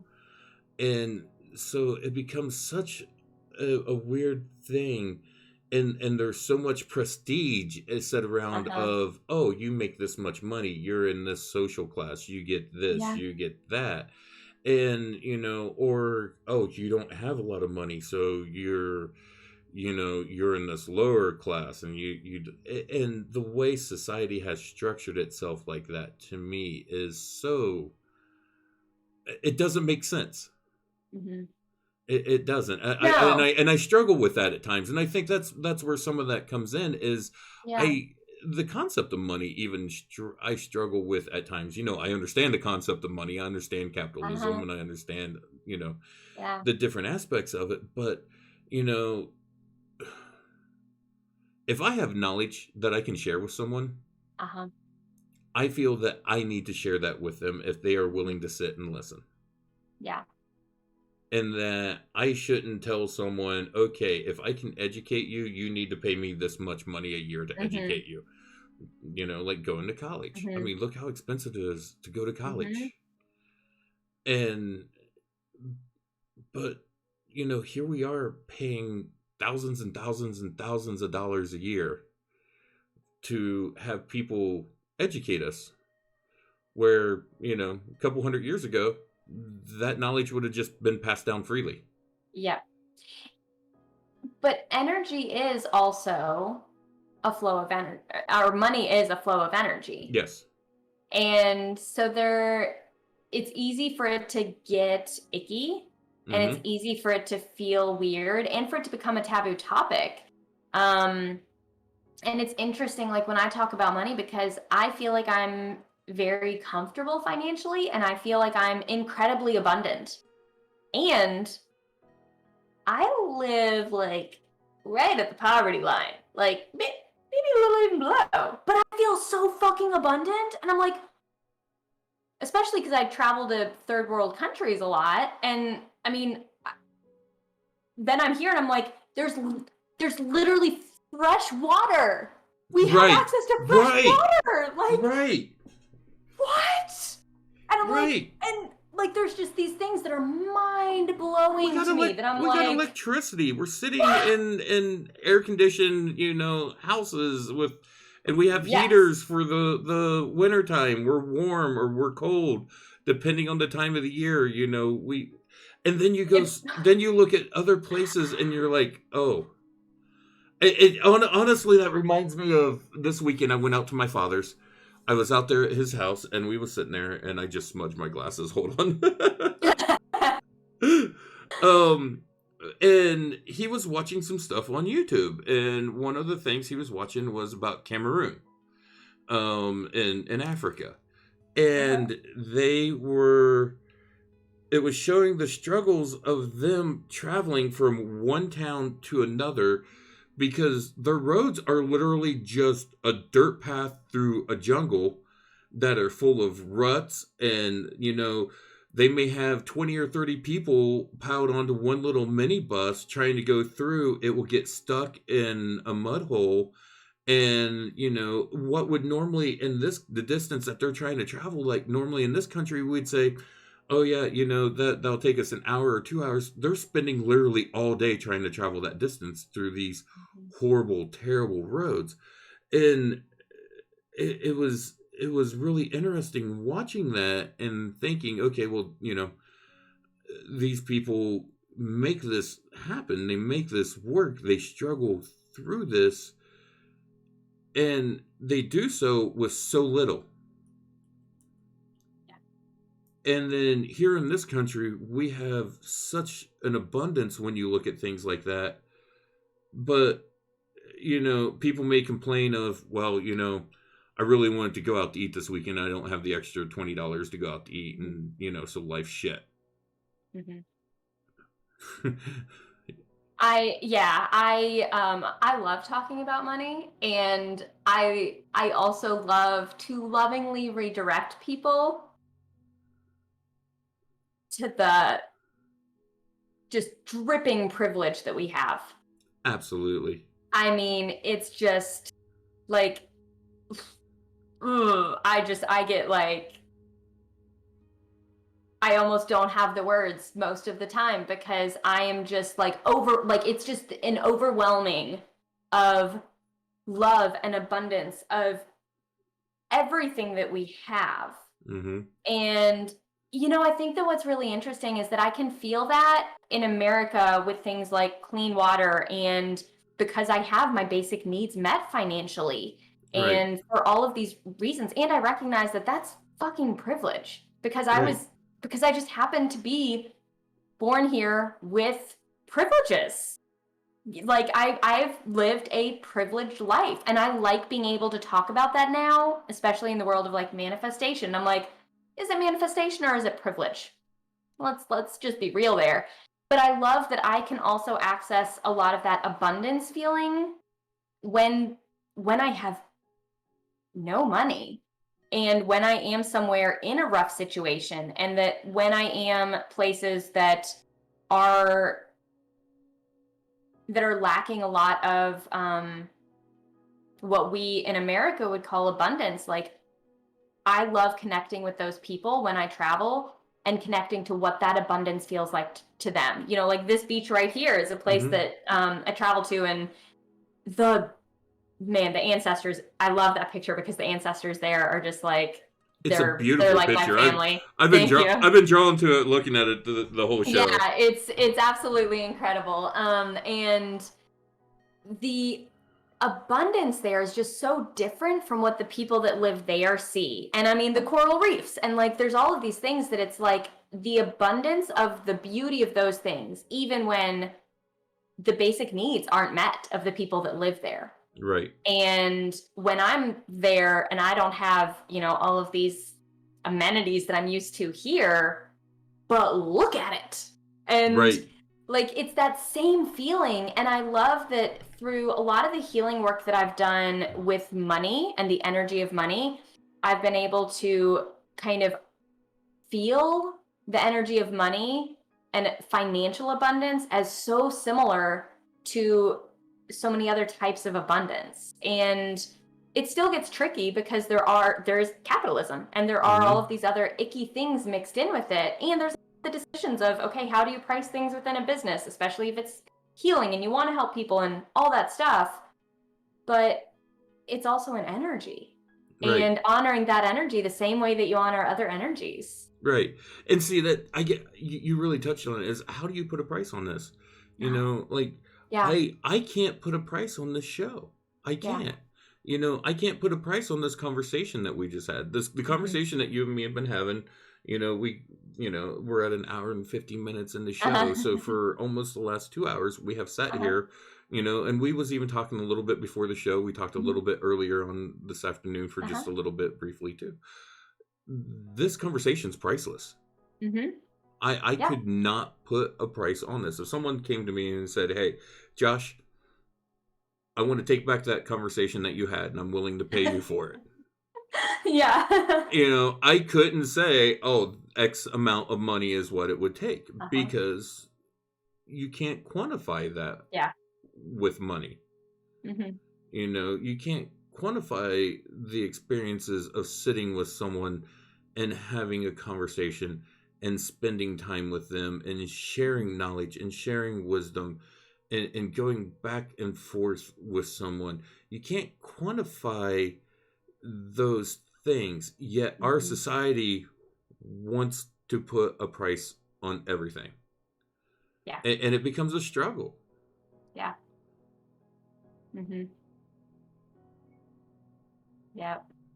It gets really tricky. Yeah. And it goes along with everything else that we've been talking about tonight of ethics and energetic boundaries and Mm-hmm. clear communication and asking for what you need, just like you ask for what you need within a healing session, and you have that open communication, that, I don't want to say that can that exist as it deals with finances. Like, I invite everyone to invite in some of that, what I like to call playful curiosity around a subject of what if you do just like completely wipe the slate clean, you shake up the snow globe, and you just look at things in a totally new way. And you just ask yourself, I wonder why XYZ. I wonder what it might be like if XYZ. And you just play the why game like you're a little kid that's Mm-hmm. curious and just asking why, Right. and see what's underneath that. See what little gems are in there to be excavated. Absolutely. Oh, at this point in time, though, as we're getting ready to wrap up the show, Yeah. I want to ask if anyone and any of the viewers have any questions. Please feel free to ask. And we've got about 7 minutes left in the show. If there are any things that you want to touch on before we wrap up tonight, that we haven't touched on during this conversation. Yeah. I know we've kind of went all over the gambit, and that It's usually been happens. great. That usually happens with the show anytime too. I mean, we Mhm. we both know Demian, Mhm. and if you spent any time talking with Demian, Mhm. once you start a conversation with him, you have no idea where that conversation is going to go. Yep. Yeah. I love it. And I love getting together and having conversations with people that can happen. That flow of energy can be there. So now grounding myself back down of what would I say? Well, first off, thank you. Thank you for Oh, thank having this you, podcast. thank you Thank for you for being creating here. the space. I mean, this has been really, really incredible. Thank you for letting me, share some of my thoughts and my interactions with energies, and for creating this space. Like that's a really valuable thing that you've created. So thank you. I want to say Um, thank you to you for taking the time out of your day, out of your work, out of time that you can be spending with friends and family and loved ones to come here and share your knowledge, your wisdom, your mhm. experiences, and your work with everyone else. You know, you I mean, I, you helped co-create this. I mean, without you here tonight, it would just be me sitting here in front of a camera rambling on about some crazy stuff. Who knows what I would say? Yeah. you know? Yeah. Um, yeah, I've loved the flow of all of the conversation and everything that we have co-created. So thank you. Thank you as well. And I Yeah. do want to extend an offer. If you want to come back on the show anytime, you are more than welcome to come back. Thanks. Yeah, I would love to because there are definitely other topics we could talk about. I'll like make a list and throw them in a hat and like we'll both pick some and be like, all right, here's what we're going to talk about. Um, and I think in closing also some of the things that I would love to kind of reiterate and remind people of is that you are in control of your own healing. Hmm. You're in control of every session. You have the right to ask questions, say yes, say no, to trust your gut, whether it's the right timing, the right practitioner. Um, you're in charge of that. Trust yourself, trust your gut, and get curious with the energy. Get curious as an energy worker of how are you being called to serve others? How are you being called to receive support yourself? And um, what other things do I want to share in closing? Yeah, I think the basis is really just trust yourself Right. and trust the way that you are going about things. If there's practitioners that are listening as well, definitely follow, what you've been trained in and your mentors, but ultimately you have to trust yourself and you Right. have to empower the client to trust themselves and to co-create that healing session for the client. Um, and question things. Energy evolves. Hmm. We are all evolving, and it's okay for energy work to evolve and for all of these different things to evolve and to be different the way that one person does it versus the other. So, Right. yeah. Yeah, and honestly, that kind of goes back to honestly in Tuesday night show, Nellie Smith was talking about her work that she does as an intuitive energy healer, Hmm. and she was talking about the chakras, and she said that when she starts to work with people, she works from the crown down, which baffled me because in all of my experiences and all of my work, you always start at the root and work up because it's the way the flow goes. And so Yeah. I kind of questioned her a bit on it because I had never come across anyone that does that style of practice. It was the first time I had ever heard that. And Yep. so to me, that was new information. It was something different that I hadn't come across. Yeah. And it's one of those things that to me it's like, okay, well, it's different. Hmm. It's not the way that I was taught or the way I was trained. Hmm. But just because I mean, if it works with her and with her clients Hmm. and it's beneficial in the process, then okay, you Yeah. know, just because it's different than the way I was trained or the fields that I have worked in, and I work more as a shamanic practitioner Hmm. so I work from a different modality than a lot of other people do. Hmm. So it's different when the work that I do versus even the work that you do. Hmm. I'm not trained in Reiki. I don't work in Reiki. So the way that you work with Reiki and you work with energies in that aspect is going to be totally completely different than the way I work with energies. Yep. And even But someone that went through the same schooling, the same modality, the same training, all of that, make it your own. Everyone is going to practice things a little bit differently, and that's perfect. right, right. I was going to say even among shamanic practitioners, we all Yeah. have different aspects of that we specialize in. Hmm. Some of us are stronger in working in one aspect or another. Some of us are stronger in working with certain guides or than other guides. You know, Mm-hmm. I know some people who are really, really strong in working with ancestral guides. Some Mm-hmm. people who are a lot stronger working with animal guides. You know, and it's different. Each one of us is different. Yet we're all, you know, you made the comment earlier. We're all connected. Mm-hmm. We're all connected together. Mm-hmm. We're all part of this consciousness, and we're all here. And I think at the end of the day, we just need to take time to stop, accept each other, and be loving towards each other's experiences, and try to understand where each other is coming from. Yeah, absolutely. But Yeah. I want to say thank you so much for being here Yes. tonight, Liz. It's been Thank you. such a great show. I have Yeah. loved this. Thank you for your time. Thank you for your Yep. energy that you have shared with us. Yep. And let me grab my notebook here so I can tell people who's going to be on next. Grab my calendar. Um, on the 8th, we're going to have Judy and Tim Burrows is going to be here. The topic is going to be change your mind, change your life. I'm looking forward to that. Judy was on the show a couple of months ago, and she done a show on the importance of spiritual cleansing. Mm. On Thursday, the 10th, Mary Guzman, who is the death doula that was on the show a couple months ago, is going to be back. And we are going to be discussing grief and how to work and heal through it.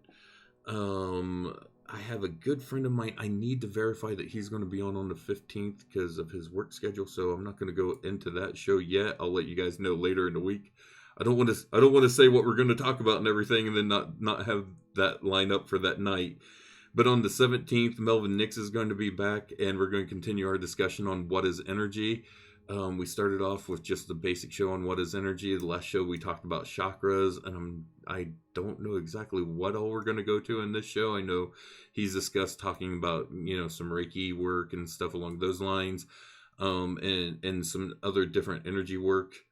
On the 22nd, Demian Gover will be back with us. We're going to be continuing our series on the universal spiritual laws. And on the 24th, Michael Lee Hill will be with us that evening, and we're going to be talking about the Anunnaki. So there's some interesting shows up ahead.